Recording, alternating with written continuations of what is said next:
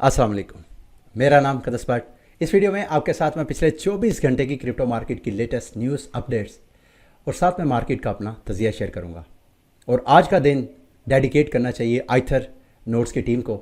उनको अप्रिशिएट करना चाहिए जो उन्होंने कैंपेन चलाई है। और मेरी कम्युनिटी में से बहुत से ऐसे लोग थे जो मेरे साथ राब्ते में थे और वो मैसिवली बाइंग करने के लिए रेडी थे। लेकिन जब ये जैसे ही पब्लिक सेल ओपन हुई है, देखते ही देखते सेल जो है वो लोगों के हाथों से निकल गई। अच्छा, इस एक्सपीरियंस से बहुत से ऐसे लोग जो सेल में पार्टिसिपेट करना चाहते थे, उनकी ज़्यादातर मिसिंग दो वजूहात से हुई है। एक वजह तो ये मैं आप लोगों को एक्सपीरियंस बता रहा हूँ ताकि आइंदा कभी इस तरह की सेल हो तो आपको पता हो सिचुएशन से डील कैसे करना है। एक तो यह है कि जब आपने यहाँ पे नोट्स बाय करने थे तो आपको दो ट्रांजैक्शन करनी पड़नी थी। एक अप्रूवल की, क्योंकि हर जो टीयर था उसका अलग स्मार्ट कॉन्ट्रैक्ट उन्होंने रखा था। तो अगर आप टीयर 1 पे 2 पे या किसी भी टीयर पे ट्राई कर रहे थे तो हर टीयर के ऊपर आपने दोबारा ट्रांजैक्शन को अप्रूव करना था। पहला स्टेप ये था। दूसरा स्टेप था कि आपने कितनी बाइंग करनी है। हुआ और इतना ज़्यादा हाइप, इतनी ज़्यादा डिमांड थी कि आपकी पहली ट्रांजैक्शन के बाद यानी अप्रूवल के बाद जब आप उधर बाइंग की तरफ जाते थे पता चलता था कोटा फिल। फिर उसके बाद आप दूसरे की ट्राई करती थी और सेम वही 2 बार आपको ट्रांजैक्शन, इस वजह से ज़्यादातर लोगों ने मिस किया। दूसरी जो लोगों ने गलती की, अब टीयर 1 से स्टार्ट था। टीयर 1 में अगर आप मुझे इजाज़त दें तो मैं आपको दिखाता हूं। जो टीयर 1 था उसमें 2500 पब्लिक सेल की मिंट होनी थी। हर वॉलेट को मैक्सिमम 5 हर वॉलेट को मैक्सिमम 5 कीज बाय करने की परमिशन थी। उसके बाद आपको सारे नंबर नजर आ रहे हैं। आप में से मोस्टली जो लोग कंप्लेन कर रहे हैं उन्होंने क्या किया, मेरी तरह मैंने भी पब्लिक सेल में कोई मिंट नहीं की, लेकिन मैंने यहां से एक लेसन लर्न किया है जो मैं चाहता हूं आपके साथ शेयर करूं। ज्यादातर लोग क्या कर रहे थे, चूंकि टीयर 1, 2, 3, 4 इस तरह अप टू जितना भी टीयर लेवल था सब अवेलेबल था। लोग क्या कर रहे थे, कोशिश कर रहे थे कि वो चीपेस्ट पे सबसे पहले ट्राई करें। जब तक वो चीपेस्ट पे जाके 2 ट्रांजैक्शन के प्रोसेस से गुजरते थे, उधर से कैप फिल हो जाती थी, तो फिर अगले बजाय इसके कि वो स्टार्ट ही टीयर 5 और 6 से करते। और जिन लोगों ने किया है उनको कीज मिली हैं। 1-2 बंदे मेरे साथ कांटेक्ट में हैं जिन्होंने टीयर 1, 2 पे ट्राई नहीं की, सिंपली क्योंकि उनको पता था बॉट्स भी इस वक्त बाय कर रहे होंगे। तो अब ये 2 सिचुएशन की वजह से आप लोगों से मिसिंग हुई है। इस वक्त जब मैं वीडियो रिकॉर्ड कर रहा हूं, इनका टीयर 28 तक ऑलरेडी मिंटिंग हो चुकी है। टोटल 1 लाख नोट्स इन्होंने सेल करने थे। 50,000 से ज़्यादा नोट्स ऑलरेडी ऑलमोस्ट सेल हो चुके हैं। मैसिव, मैं तो कहता हूँ इनको कॉन्ग्रेचुलेशन जाती है जिन्होंने मिंट किया उनके लिए और टीम के लिए। अब मैं टीम के लिए भी और जिन्होंने इन्वेस्टमेंट किया है उनके लिए भी मैं नेक ख्वाहिशात रखता हूँ। अच्छा, अब इसमें एक्सपीरियंस क्या लर्न किया है, आइंदा भी कभी इस तरह हो जहाँ पे आपने अप्रूवल अलग और साइन इन ट्रांजैक्शन जो आपने फाइनल पेमेंट की करनी है वो अलग, तो उसका एक तरीका कार है। मैं आपको ये तरीका जो गाइड करूंगा ये आपने किसी भी जगह करना है।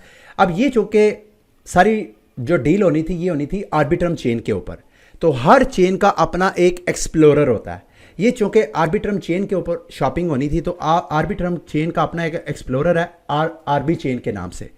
आपने वहां पे चूंकि ये रैप्ड टोकन जो WE टोकन है उसको पे करके आपने करना है, तो आपने जो रैप्ड इथीरियम है उसको आपने खोलना था। यानी ये मैं आपको रैप्ड इथीरियम बता रहा हूं, इन फ्यूचर आपने जिस टोकन को पे करके आपने कोई चीज शॉपिंग करनी है ये उस पर आपने मेथड अप्लाई करना है। तो इस एग्जाम्पल में चूंकि रैप्ड इथीरियम था तो रैप्ड इथीरियम का मैंने आरबी स्कैन में जो कॉन्ट्रैक्ट है उसको खोला।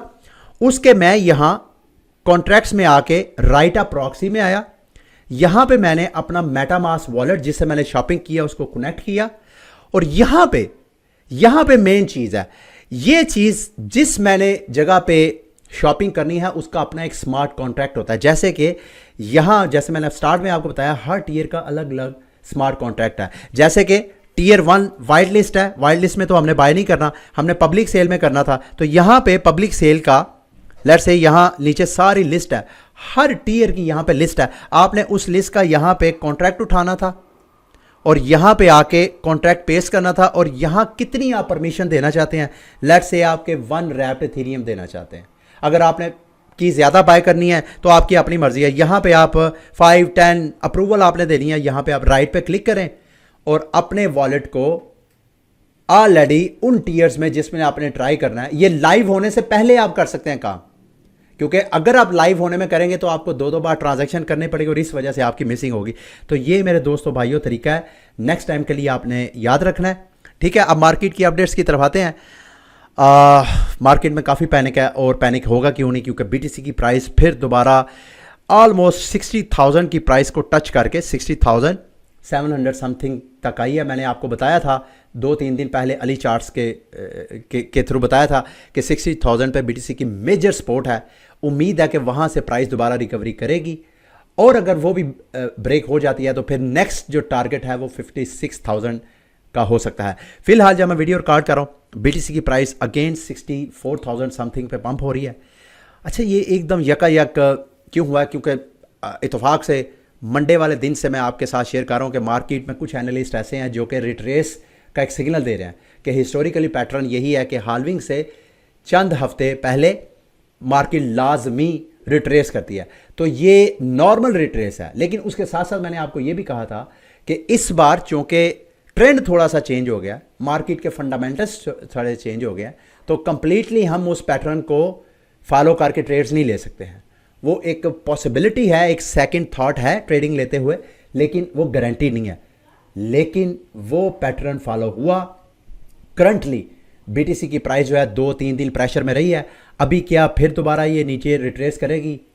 आई डोंट नो, लेकिन कर सकती है। अभी भी चांसेस कम है, लेकिन कर सकती है। मैं क्यों कह रहा हूं कर सकती है? क्योंकि आप हैरान कुन तौर पे कल का जो ईटीएफ का डाटा है वो आप चेक करें तो यहां पे जो तकरीबन मेरे ख्याल 11 के करीब 10 के करीब कंपनीज हैं, उनमें से सिर्फ 4 कंपनीज में की तरफ से बाइंग हुई है। ब्लैक रॉक ने सिर्फ $75 मिलियन की कल इन्वेस्टमेंट हुई है ब्लैक रॉक के शेयर्स में। तो क्या वजह है? ईटीएफ में एकदम डिमांड क्यों चलेगी? या मेरी वैसे समझ से बाहर है। और अगर इसी तरह डिमांड नहीं क्रिएट होती, क्योंकि फिलहाल मार्केट को तो ड्राइव ही ये ईटीएफ कर रहे थे, और अगर वहां से डिमांड नहीं आती तो रिटेलर्स तो ऑलरेडी प्रॉफिट में थे, उन्होंने तो प्रॉफिट बुक करना था। बहरहाल अभी भी आप थोड़े से कॉशियस रहें, यहां से प्राइस जो है दोबारा नीचे जा सकती है। एंड मुमकिन है कि अगले चंद दिन और चंद हफ्ते मार्केट इसी खास रेंज में आपको ट्रेड होती हुई नजर आए। ऐसा ज़रूरी नहीं ऐसा हो, चांसेस मुझे कम लगते हैं, लेकिन फिर भी आप ज़हनी तौर पे तैयार रहिएगा। और वैसे भी आज FOMC जो इंटरेस्ट रेट पॉलिसी है रात को पाकिस्तानी मेरा ख्याल 11-12 बजे के टाइम में रिलीज़ होंगे, तो वो भी मार्केट में थोड़ा बहुत वॉलेटिलिटी ला सकते हैं। ठीक है, और दूसरा रैकेट कैपिटल का सेम वही जो मैं आपके साथ पिछले 2-3 दिन से शेयर कर रहा हूँ। 20% प्राइस ऑलमोस्ट डंप हो चुकी है और अब नीचे अगर जाती है तो ये भी एक अनदर रिकॉर्ड सेट हो सकता है। ठीक है, लेकिन आपने मेंटली अपने आप को रेडी करना है। अब आते हैं कुछ एयर ड्रॉप के हवाले से।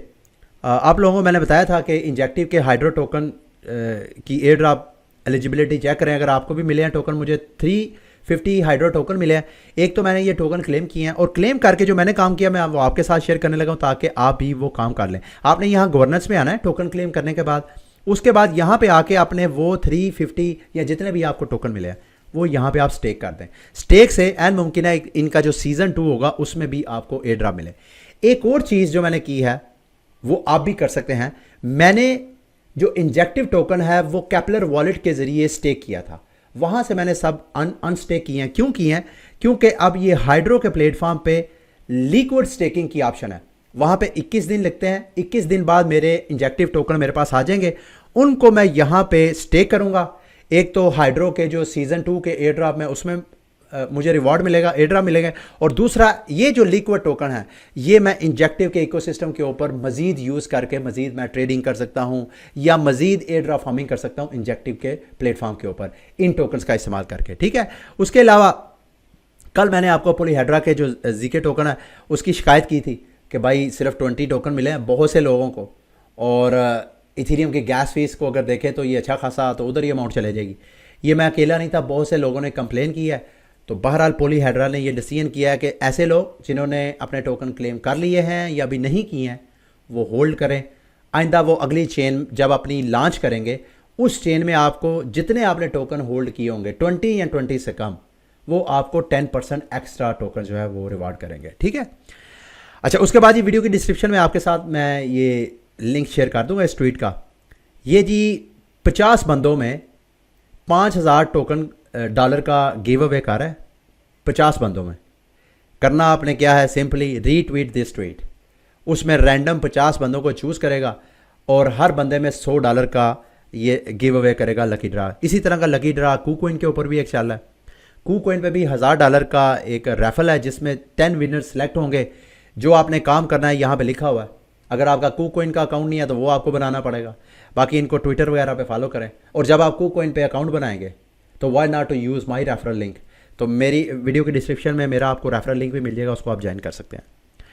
दूसरा, लीनिया की जो नेक्स्ट फेज़ है वो भी ओपन हो गया। अगर तो आप लीनिया के LXP वगैरह अर्न कर रहे हैं इनकी क्वेस्ट वगैरह कंप्लीट करके, तो वीडियो की डिस्क्रिप्शन में आपको लिंक मिल जाएगा। ये वाली सारी क्वेस्ट भी आप कंप्लीट कर दीजिए। ये दो की मुझे समझ नहीं आ रही थी कि ये क्यों नहीं मैं कर पा रहा, ठीक है।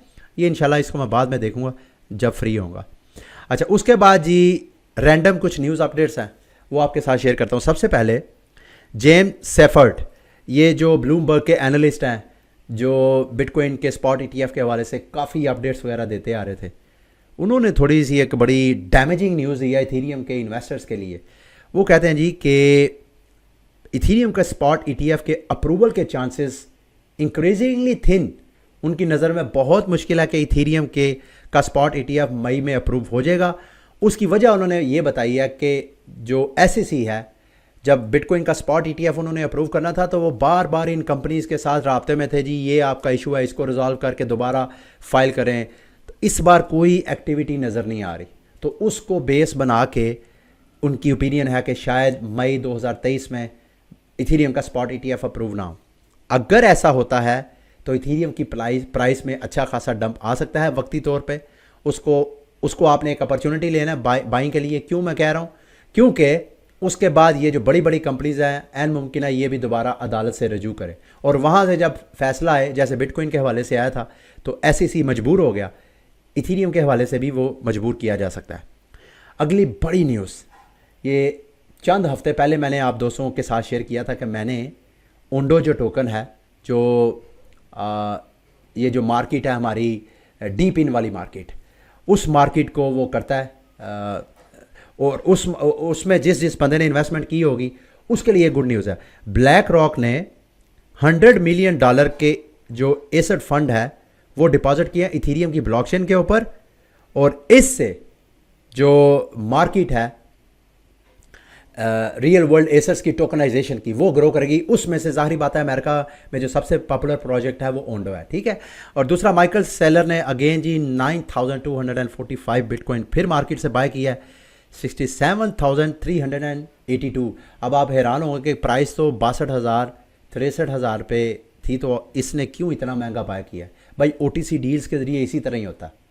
OTC डील में बाय किया है, उसको वक्ती तौर पे आप लोगों को लग रहा होगा कि हर BTC के ऊपर उसको $5-6 हज़ार डॉलर का नुकसान हुआ है, लेकिन उसको पता था कि इतना बड़ा मार्केट में मैं अगर बाय ऑर्डर फेंकता तो ये इस प्राइस पे भी मुझे नहीं मिलना था। इतना मार्केट में डिमांड और हाइप क्रिएट होनी थी, ठीक है। एवलांच की तरफ से न्यूज़ है जी, एवलांच ने चाइना के लार्जेस्ट पेमेंट नेटवर्क जो अली पे है उनके साथ वो पार्टनरशिप कर रहा है। ये एवलांच के इन्वेस्टर्स के लिए एक बुलिश न्यूज़ है। उसके बाद जो इम्यूटेबल एक्स है, उन्होंने एक इनएविटेबल गेम्स फंड 100 मिलियन का अरेंज किया है पॉलीगॉन के साथ मिलके और किंग रेवर के साथ, जो कि वेंचर कैपिटलिस्ट एक फर्म है, ताकि focused entirely on Web3 games. और साथ उन्होंने इनवाइट किया है, if you are building a game with real property rights there is no better place to raise than immutable. तो इम्यूटेबल एक्स के जो होल्डर्स हैं IMX टोकन के होल्डर, उनके लिए ये एक बुलिश न्यूज़ है, ठीक है। उसके बाद जी पोर्टल ने कल से अपने प्लेटफॉर्म के ऊपर अपना जो पोर्टल टोकन है उसकी स्टेकिंग ऑन कर रही है, और उससे पोर्टल टोकन की प्राइस जो है एन मुमकिन है इस न्यूज़ की वजह से अच्छी खासी पम्प हुई हो। दूसरा, स्टेलर के टोकन के जो होल्डर्स हैं उनके लिए भी गुड न्यूज़ ही है, उन्होंने बाकायदा अपने चेन के ऊपर स्मार्ट कॉन्ट्रैक्ट लॉन्च कर दिया है, और अब इनका इकोसिस्टम भी अगर ग्रो होगा तो XLM टोकन की प्राइस भी आपको आहिस्ता आहिस्ता पंप होती हुई नज़र आएगी, ठीक है। ये थी मेरी आज की वीडियो। उम्मीद है मेरी आज की वीडियो भी आपके लिए इन्फॉर्मेटिव रही होगी। अगली वीडियो तक के लिए मुझे इजाज़त दें। अल्लाह हाफिज़।